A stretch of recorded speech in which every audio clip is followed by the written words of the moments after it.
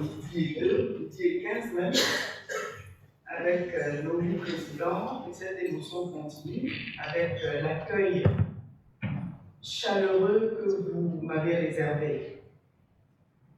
Et j'ai l'impression que j'ai eu tellement d'échanges avec vous, j'ai l'impression de vous connaître beaucoup déjà, et je me rends compte que la locution que j'ai préparée,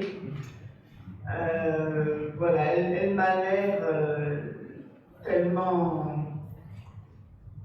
pas insipide, non, certainement pas, mais j'ai l'impression que vous êtes beaucoup plus que ce que je vais dire aujourd'hui. Et que vous en savez déjà beaucoup et surtout que vous faites beaucoup. Donc ce que je vais dire, ce sera plus qu'une exhortation, ce sera une demande, celle de continuer à faire ce que vous faites, parce que les recommandations en fait, que j'ai notées, vous le faites déjà. Il s'agira surtout de maintenir le cap et de continuer à innover plus, parce que votre caractéristique essentielle au club, avec le club parrain, avec les clubs satellites, votre caractéristique essentielle, c'est l'innovation. Continuez dans ce sens, parce que le thème d'ailleurs de mon mandat, c'est également l'innovation. Alors, chers amis, présidents du club parrain et des clubs satellites, chers amis IPDG, chers amis rotariens, rotariennes en vos grades et qualités, merci de votre présence. Vous êtes un club de 100, on aurait pu avoir 25, mais je crois que la salle doit contenir en tout cas un bon nombre de personnes, une bonne centaine de personnes si je compte également ceux qui sont en ligne. Merci également pour votre dévouement aux idéaux du Rotary. Je sais, j'ai vu l'énergie que vous mettez dans vos actions quotidiennes et je veux saluer chacune et chacun d'entre vous pour les réalisations que vous portez au sein de vos communautés et qui m'ont été décrites tout au long de cette journée. Et je ne doute pas que ces réalisations se concrétiseront encore cette année pour le club Cotonou-Le Nautile, puisque vos plans d'action prévoient des activités dans diverses causes prioritaires du Rotary international. Et ce soir, avec le projet, un des projets phares du club, le projet lié au traitement de la drépanocytose, ou les nombreuses actions innovantes des clubs satellites, utilisant des moyens innovants, notamment les réseaux sociaux. Et à ce titre, j'ai entendu divers mots qui sont parfois étrangers de mon vocabulaire. J'ai entendu les mots podcast, trombinoscope, capsule, bref, des moyens pour impacter non seulement les communautés, mais également les membres de votre club. Et c'est ce que j'ai noté d'intéressant. Le club s'intéresse d'abord aux membres, à ses membres, en vue de leur garantir un bien-être pour qu'ils puissent mieux aller vers les populations pour les servir. Et en cela, je vous félicite et je félicite surtout les présidents des clubs parrains qui ont porté cette voix et ont rappelé que des membres heureux feront forcément des actions pour rendre les communautés heureuses. Chers amis, chers invités, notre année est placée, je l'ai dit tantôt, sous le signe de l'unité, certes, mais aussi de l'action et de l'innovation, en parfaite adéquation avec le message présidentiel « Unis pour faire le bien ». Ce message qui nous invite à transcender nos différences et à puiser dans notre force collective pour accomplir des actions significatives qui changeront positivement la vie de millions de personnes à travers le monde. En parfaite résonance avec cette impulsion, l'ambition que nous avons pour le district 9103 est claire. Amplifier notre impact, renforcer les fondations mises en place par nos prédécesseurs et faire rayonner les valeurs du Rotary dans notre district. Cette ambition se décline autour des 4 priorités stratégiques: augmenter notre impact, améliorer l'implication des participants, etc., que vous connaissez et pour lesquels nous avons fixé des objectifs qui vous ont été communiqués et qui sont d'ailleurs intégrés dans les plans d'action que vous m'avez présentés. Je ne vais donc pas revenir sur ces objectifs, mais je reviendrai sur certains axes d'intervention qui me paraissent nécessaires à la réalisation de ces objectifs. Pour cette année, nous souhaitons le développement de nos clubs. C'est un terme qu'on utilise souvent, qui est parfois galvaudé, mais je souhaite que l'on comprenne bien ce que cela veut dire. Il s'agira, pour étendre notre portée, de revitaliser nos effectifs en attirant de nouvelles énergies. Des jeunes professionnels, pas besoin de vous le dire, les 3/4 des membres de ce club sont des jeunes professionnels, sinon plus, mais aussi des femmes. Et j'ai été heureuse d'entendre certains présidents et présidentes du club, des clubs satellites, insister sur la nécessité d'avoir des comités et des clubs où il y a la parité. Je vous en félicite et je vous demande de continuer dans ce sens.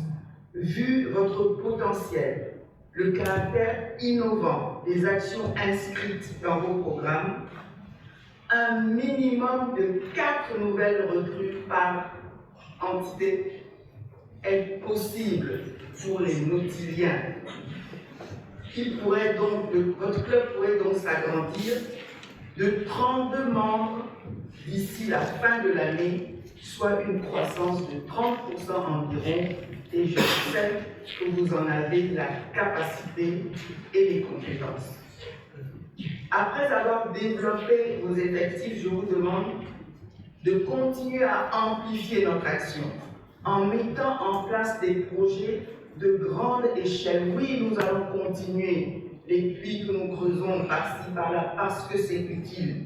Mais nous devons rechercher activement de nouvelles collaborations et sources de financement, et je sais que vous êtes sur cette voie.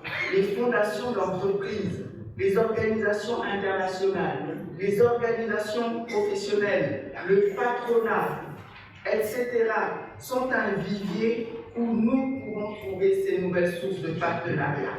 À ces soutiens viendront rajouter celui de la Fondation Rotary, que vous avez d'ailleurs prévu de solliciter cette année dans le cadre de plusieurs demandes de subventions mondiales, notamment dans le cadre du projet drépanocytose. Il faudra bien entendu renforcer votre visibilité. Je crois que je ne dis pas ça dans l'oreille du sourd.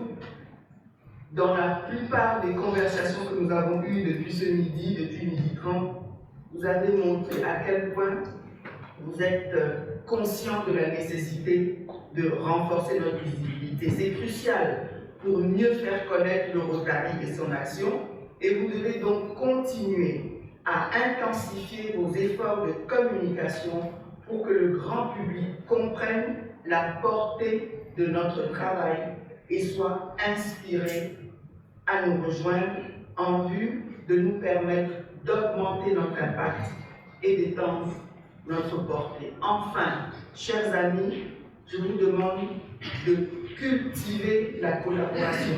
La collaboration, elle existe, mais il faudra la cultiver de sorte à ce qu'elle continue à se renforcer. Cultiver la collaboration, mais également le leadership.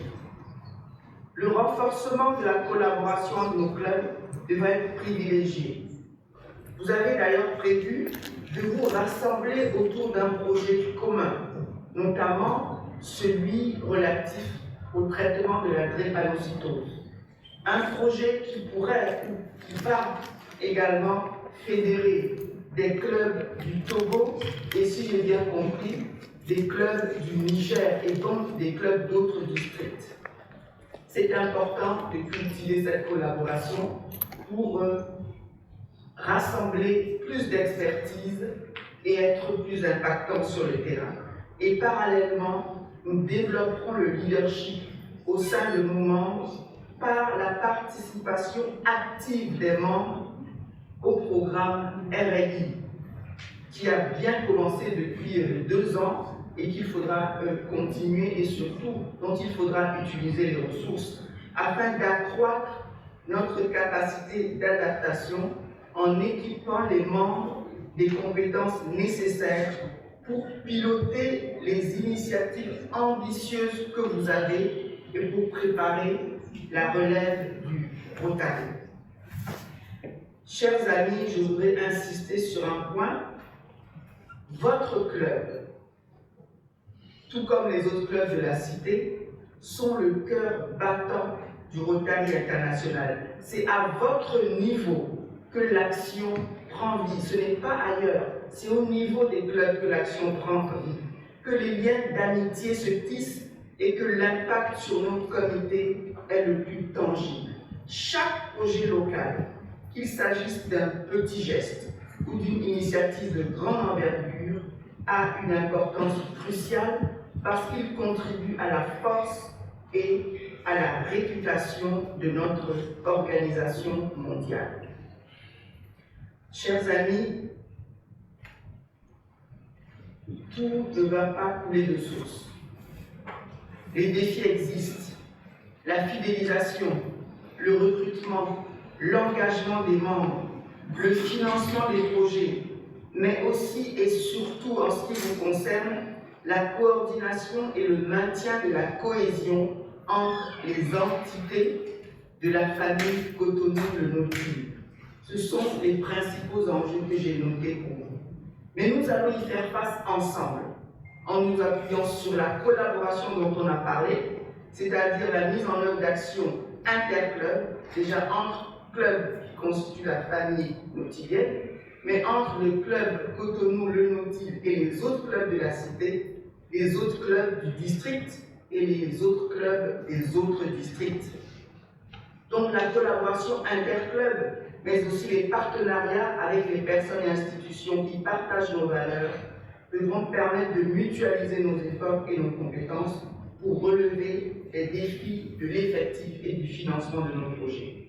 L'innovation, sortir des sentiers battus comme vous le faites, mettre en œuvre des idées, des actions nouvelles, des projets sans être freinés par les réticences des uns et des autres qui ont peur du changement, mettre en œuvre des modes de fonctionnement nouveaux pour être plus agiles, pour rendre le Rotary moins contraignant, permettre à ceux qui ne pourraient pas aller dans des clubs classiques d'intégrer le Rotary en intégrant des clubs satellites, sont des éléments que j'ai notés à travers vos projets et vos actions et que je vous demande de continuer.